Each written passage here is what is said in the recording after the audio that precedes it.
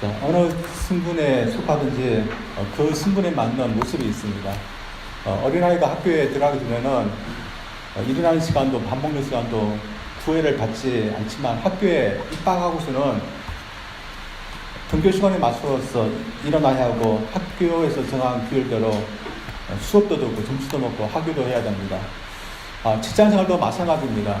취직을 하기 전에는 자유롭게 생활할 수 있었지만 취직을 하고 난 후에는 회사가 원하는 그런 모습을 갖추어야 됩니다.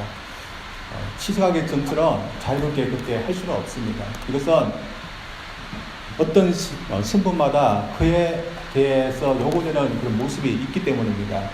이것은 주님을 믿는 것도 마찬가지입니다. 주님을 믿는 것에도 그에 필요한 맞는 그런 모습이 있습니다. 주님을 믿는 모습은 어떤 모습을 요구할까요? 주님을 믿는 것도 일종의 변화입니다. 주님을 알지 못하고 주님과 상관없이 사는 사람들을 주님 밖에 있는 사람이라 할 수 있습니다. 주님 밖에 있는 사람은 주님을 자신의 구세주로 믿지 않고 인정하지 않는 그런 사람들입니다. 그래서 주님도 어떻게 하겠습니까? 자신을 믿고 구원하는 사람은 구원하시지 자신을 인정하지 않고 믿지 않는 사람은 구원하지 않는 것입니다. 그래서 주님을 믿는다는 것은 예전에는 주님을 믿지 않고 인정하지 않던 우리 자신이 이제는 주님을 나의 구주로 받아들이고 믿고 의지하면서 살겠다는 것입니다. 그래서 이것은 큰 변화입니다. 단지 지적인 변화뿐만이 아닙니다.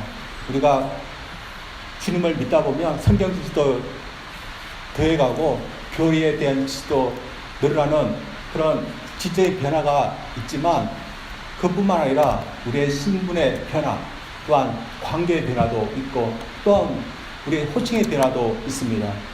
이런 면에서 주님을 믿는 사람에게는 그에 맞는 모습 또한 따르게 되어 있습니다. 본문에서 그런 문제를 다루고 있습니다. 바울 사도가 직접 다루고 있는 교회는 데살로니가 교회, 1년도 되지 않은 신생 교회지만 그 교회 식구들에게도 믿는 자에게 맞는 그런 모습에 대해서 권면하고 있습니다. 데살로니가 교회에 전한 이 권면의 말씀은 다른 모든 교회들도 해당되는 그런 권면의 말씀이었습니다. 그래서 로마 교회들도, 빌립보 교회들도, 고린도 교회도 오늘날 저희들의 모든 교회도 해당되는 그런 말씀입니다. 그래서 제가 로마서를 강의할 때도 빌립보 또 골로새를 강의할 때도 비슷한 주제의 말씀을 전했습니다. 그렇다면 믿는 저희들이 갖춰야 될 그런 모습은 무엇일까요? 본문 말씀을 통해 가르치는 것을 통해서 한번 살펴보고자 합니다. 먼저는 지도자를 인정하는 모습이 있어야 된다는 겁니다. 12절, 13절 말씀에 바울이 이렇게 권면합니다. 형제들아 우리가 너희에게 구하노니 너희 가운데서 수고하고 주 안에서 너희를 다스리며 구원하는 자들을 너희가 알고 그들의 역사로 말미암아 사랑 안에서 가장 기이 여기며 너희끼리 화목하라.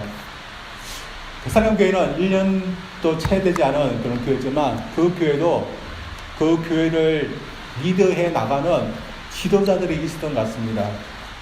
바울은 그 교회의 지도자들을 인정하고 존중하라고 권면하고 있습니다. 바울의 그 교회의 지도자들을 존중하고 인정하라고 하는 이유는 그 지도자들이 하는 일 때문입니다. 다시 말해서 교회를 위해서 수고하고 주 안에서 다스리며 구원하는 일들을 하기 때문에 그들을 존중하고 지도자로서 인정하라 그런 말을 하고 있습니다.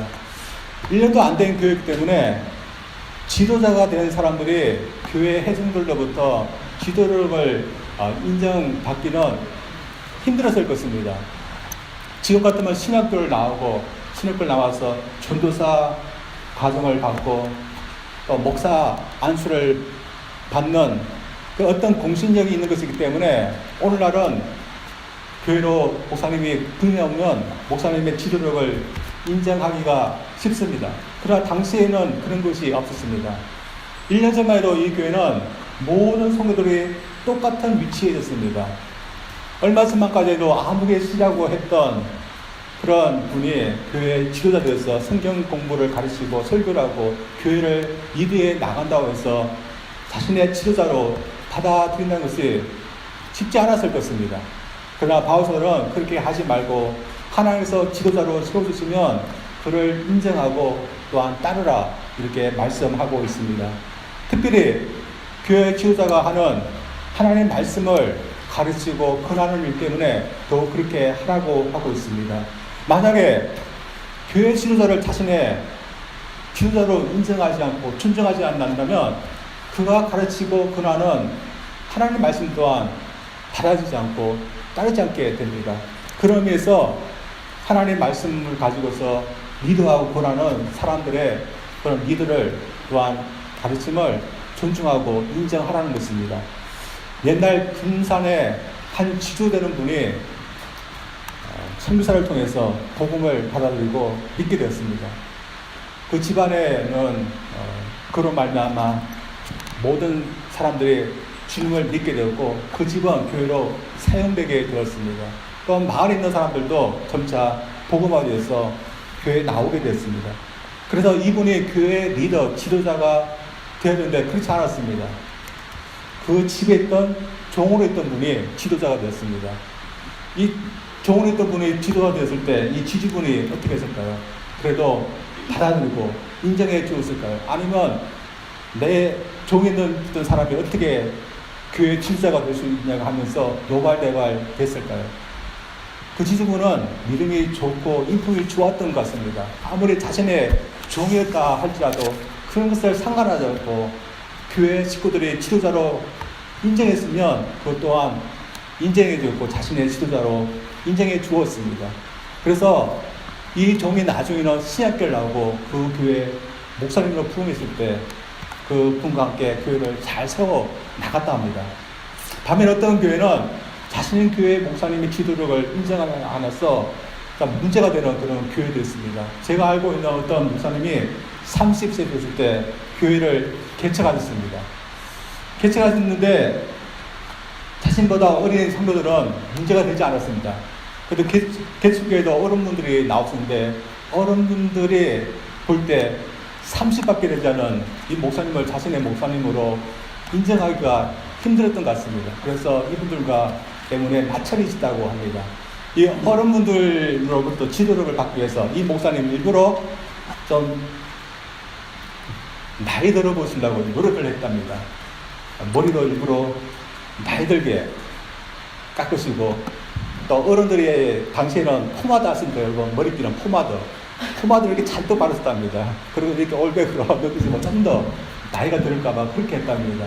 그리고 옷도 또 걸어가는 모습 또 말하는 모습도 잠잠게 그렇게 했답니다. 그래서 어떻게 됐을까요? 어떤 분은 연세가 많았지만 그래도 불구하고 하나님 말씀을 자신에게 가르쳐주고 권하는 분이라고 하면서 그 목사님의 지도력을 인정하고 받아들이는 분도 있지만 끝까지 목사님이 어리다고 받아주지 않는 그런 분도 계시다 합니다. 심지어는 목사님한테 목사님이라 하지 않고 형제라 그렇게 부르는 분도 계셨습니다. 근데 그것은 자신이 그리스도인이 어떤 사람인지 잘 모르는 오해에서 비롯된 것입니다. 우리가 주님을 믿게 되면 어떤 군에도 속하지 않는 그런 사람이 된 것이 아니라 오히려 하나님의 말씀의 거리에서 순종하기로 우리가 다짐한 그런 사람이 된 것입니다. 이러면서 하나님의 말씀을 전하고 가르치는 분을 인정하고 또한 존중해 주는 하나님의 말씀을 인정하고 또한 순종하겠다 하는 그런 표현입니다. 이러면서 저희들 우리의 삶이 하나님 말씀에 의해서 다스려지고 인도될 수 있도록 하나님께서 세우신 그런 지도력은 또한 인정할 수 있는 그런 우리의 모습 보이기를 원합니다. 두 번째로 우리는 서로를 돌보는 모습이 있어야 된다 말씀하고 있습니다. 오늘 본문은 14, 15절에서 이렇게 어떻게 서로를 돌봐든지 나와 있습니다. 제가 읽어보겠습니다. 또 형제들아 너희를 권면하노니 게으른 자들을 권면대하며 마음이 약한 자들을 격려하고 힘이 없는 자들을 붙들어주며 모든 사람에게 오래 참으라. 삼가 누가 누구에든지 악으로 악을 갚지 말게 하고 서로 대하든지 모든 사람을 대하든지 항상 선을 따르라. 본문을 보면 여러 사람들이 나옵니다. 게으른 자들도 나오고 마음이 약한 사람도 나오고 힘이 없는 자도 나오고 심지어 악한 사람도 나옵니다. 게으른 자, 마음이 약한 자, 힘이 없는 자는 교회 식구들 중에 어떤 분들을 가르치는 말을 끊고 악한 자는 당시 교회를 핍박했던 그런 사람들을 할 수 있습니다. 저희들도 아시듯이 주님을 믿고 교회 생활하면 우리가 모두 똑같이 되어진 것은 아닙니다. 똑같이 믿음 좋고 똑같이 국분하고 똑같이 주님 말씀에 순종하는 것은 아닙니다. 예수 믿어 교회 생활에도 믿음의 정도가 다 다르고 변화되는 그런 속도 정도도 다 다릅니다. 또 어느 누구도 완벽해지는 것은 없습니다. 누구나 부족한 면이 있지만 서로 보충하면서 믿음 생활하고 주님을 따라가는 것입니다. 그래서 제일 그리스도인들이 보여드리는 모습은 서로를 도와주고 서로를 보충해주는 그런 도와주는 그런 모습이어야 된다 말하고 있습니다. 어떤 사람은 게으를 수 있습니다. 게으르는 말은 일을 하지 않는다 이런 말일 수도 있고 규모가 없는 삶을 산다 이런 말일 수 있습니다. 믿음의 사람일수록 도덕적으로나 인간관계나 삶의 방식에서나 규모가 있어야 됩니다. 그런데 믿음 생활에도 규모가 없는 삶을 사는 그런 사람들이 당시에 있었고 지금도 있을 것입니다. 어떤 사람은 믿음 생활을 하는데도 끊어야 될 것을 끊지 못하고 사는 그런 분들이 있습니다. 제가 아는 분은 반드시 끊어야 될 도박을 끊지 못하고 믿음 생활을 하고 있습니다. 그런 분들을 볼 때 어떻게 해야 됩니까? 나와 상관없는 일이라고 생각하면서 아무 근면도 하지 않고 그냥 가만히 되어줍니까? 본문 말씀은 그렇게 하지 말고 경계하고 근면하라 그렇게 하라고 했습니다. 그래서 그것을 하지 않도록 규모 있는 삶을 살도록 잘 근면하고 경계해야 될 줄 압니다. 그리고 두 번째는 마음이 약한 사람도 많습니다. 핍박 앞에서 마음이 강하고 믿음이 있는 사람이 있는 마음에 마음이 약한 사람도 있습니다. 또한 여러 해 수십 년을 믿음 생활해도 마음이 약하고 믿음이 약한 사람도 있습니다. 다 강한 것은 아닙니다. 제가 한국에 있을 때 저는 무조건 쫓아다니고 강하게 하려고 했습니다. 그런데 그것이 모든 경우에 적절하지 않다는 것을 제가 경험을 통해서 깨닫게 되었습니다. 어떤 성령님이 교회를 잘 나오지 않았습니까? 제가 어떻게 했습니까? 그냥 강하게 밀어붙였습니다. 무조건 쫓아가고 신방하고 그렇게 했습니다. 어떤 분은 그렇게 하면 긍정적으로 반응을 하는데 그분은 반대였습니다. 또 주일학교 아이들도 마찬가지였습니다. 저는 열심히 한다고 근면하고 이렇게 쫓아갔는데 오히려 역효과가 나는 경우도 있습니다. 제가 가면 반기는 것이 아니라 오히려 도망가고 숨는 그런 아이들도 있었습니다. 그래서 강하게 근면할 때도 있지만 기다려야 되고 용기를 주고 또한 위로해주고 또한 참아야 되는 그런 경우도 있다는 것을 저는 깨닫게 됐습니다. 이 약한 분들은 어떻게 됩니까? 무조건 강하게 근면한다고 되는 것은 아닙니다. 오히려 기다려주고 위로해주고 근면해주고 용기를 풀어줘야 된다 그렇게 이야기하고 있습니다. 다음은 힘이 없는 분들입니다. 경제적으로 힘이 없는 분, 또한 감정적으로 힘이 없는 분, 사회적으로 힘이 없는 분들 말로만 격려하지 말고 실제적으로 도움을 베풀라 이렇게 말하고 있습니다. 그리고 무엇보다 바울사도는 모든 사람에 대해서 오래 참으라 이렇게 권면하고 있습니다. 악을 행하고 해를 가한 사람에게도 악으로 갖지 말고 오히려 선을 행하라 이렇게 말해주고 있습니다. 저희들이 그리스도인이 아니면 바울의 컨면대로 할 필요가 없습니다. 나의 위주로 살면 다른 사람이 어떻게 되든지 상관하지 않고 살면 됩니다. 일부러 오래 참을 필요가 없습니다. 나에게 해를 가하고 악을 행하는 사람은 똑같이 갚아주고 더 갚아주면 됩니다. 많은 사람들이 이렇게 삽니다. 그러나 주님 안에 들어와서 주님을 믿고 살아가는 사람은 같은 믿음을 갖고 있는 형제 자매들에게도 심지어 자신을 핍박했던 사람들에게도 이렇게 하지 말고 오히려 사랑과 긍휼을 베푸는 그런 사람이 되어야 된다. 이렇게 저희들에게 권면하고 있습니다.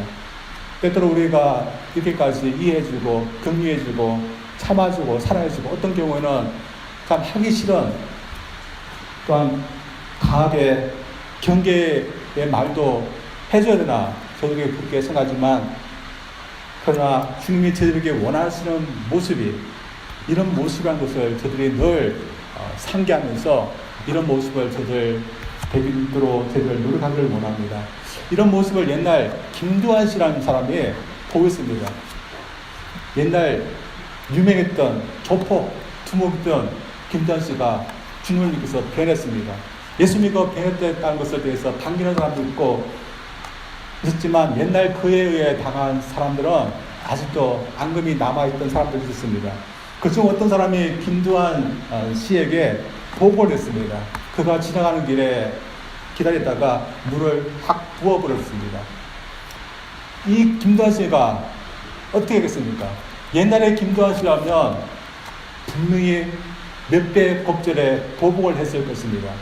그러나 김두한 씨는 자신의 옛날에 김두한이가 죽었다 이런 것을 감사하면서 아무 보복도 하지 않고 그냥 지나갔다 합니다. 그런데 이런 일이 한두 번이 아니라고 합니다. 그가 변화됐던 사실을 알고서 일부러 해를 가하는 일들이 있었습니다. 아무리 변화됐다 할지라도 이 김두한 씨에도 뭐가 있겠습니까? 화가 있을 거고 또한 욱하는 마음도 있을 겁니다. 그러나 이 김두한 씨는 그래도 내가 변화된 사람이다 하면서 자신의 마음을 잘 조절하면서 또한 다르게 이렇게 행동하려고 노력했다고 합니다.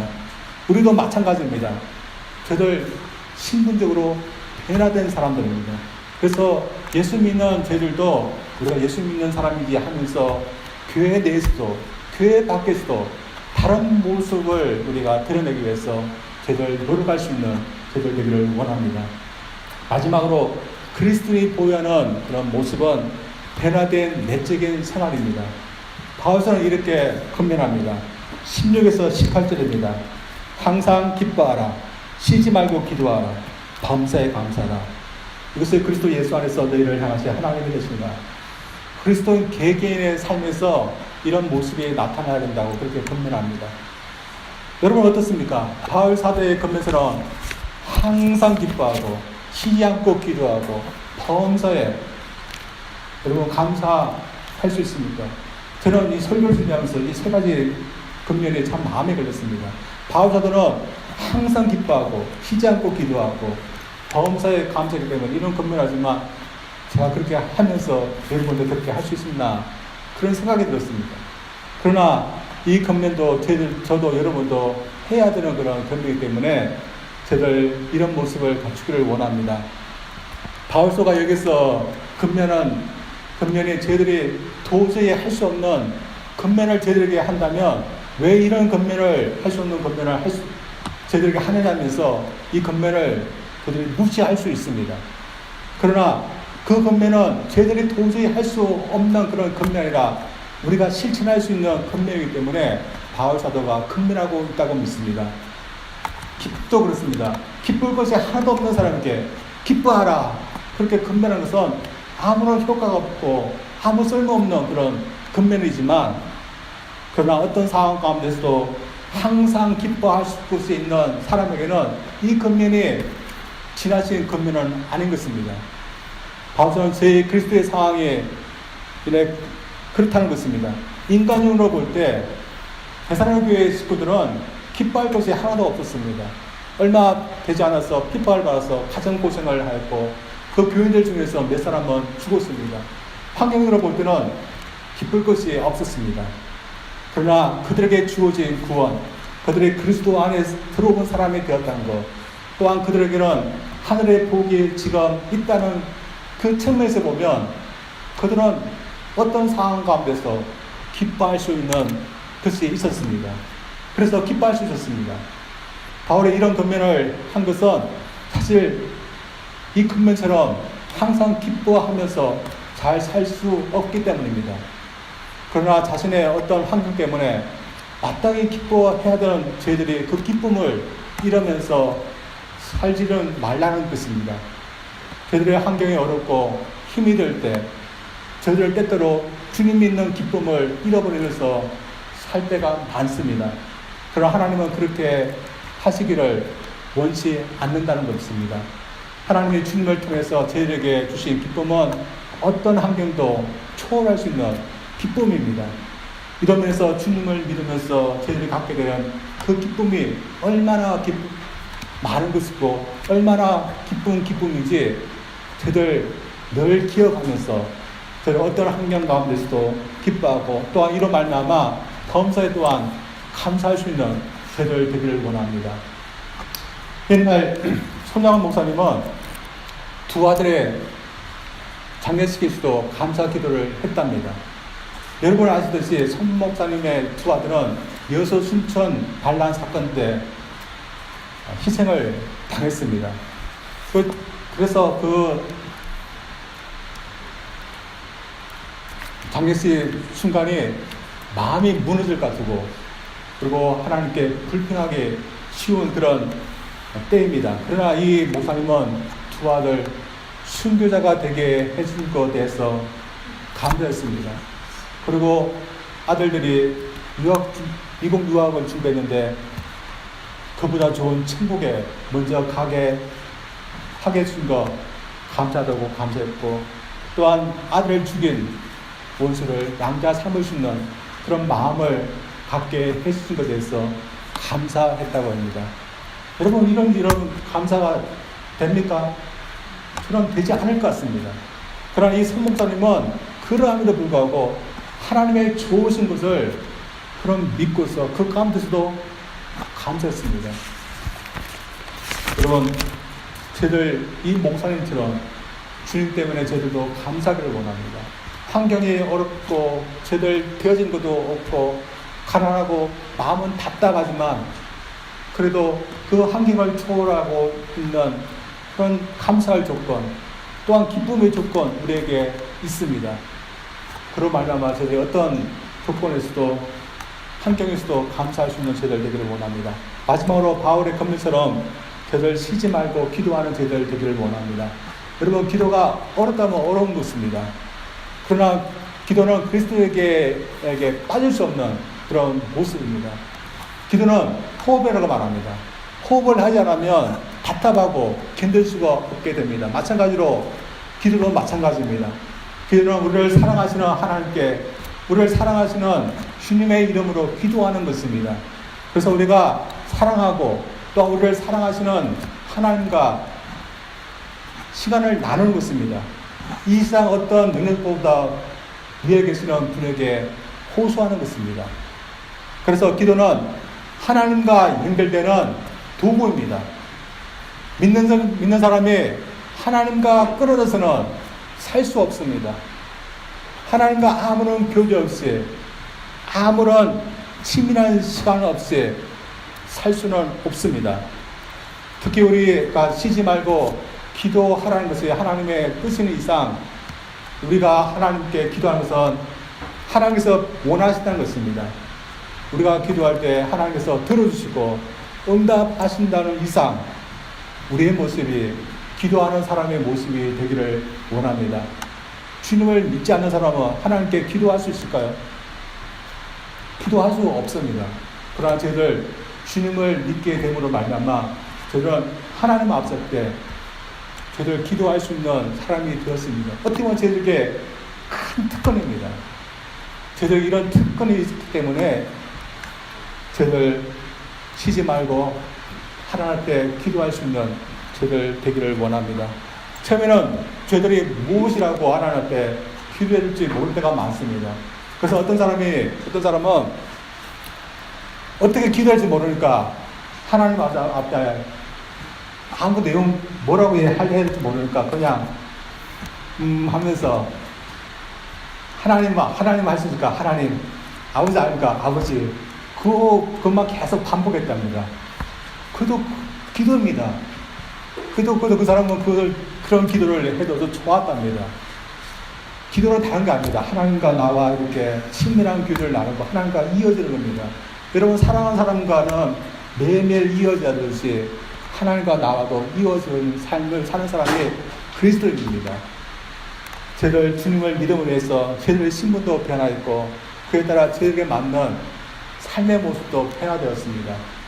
오늘 말씀의 그 모습은 자신에게 하나님 말씀을 가르치고 권면하는 지도자들을 인정하고 존중해주는 것, 믿음의 형제 자매들을 잘 돌보고 또한 핍박하는 사람까지도 용서하고 선을 베풀고 참아주고 긍휼을 베푸고 하는 것, 또한 자신의 맥절 생활 중에서는 늘 감사하고 늘 기뻐하고 또한 쉬지 않고 기도하는 것, 그것이 우리 그리스도인들이 갖추어야 될 모습이라고 말하고 있습니다.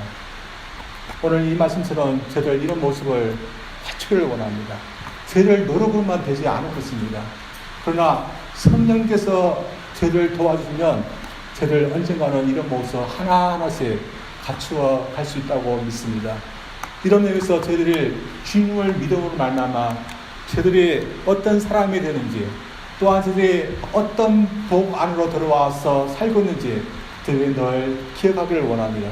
그래서 우리의 변화된 신분에 맞게 우리의 모습도 변화되기를 주님 이름으로 축원드립니다.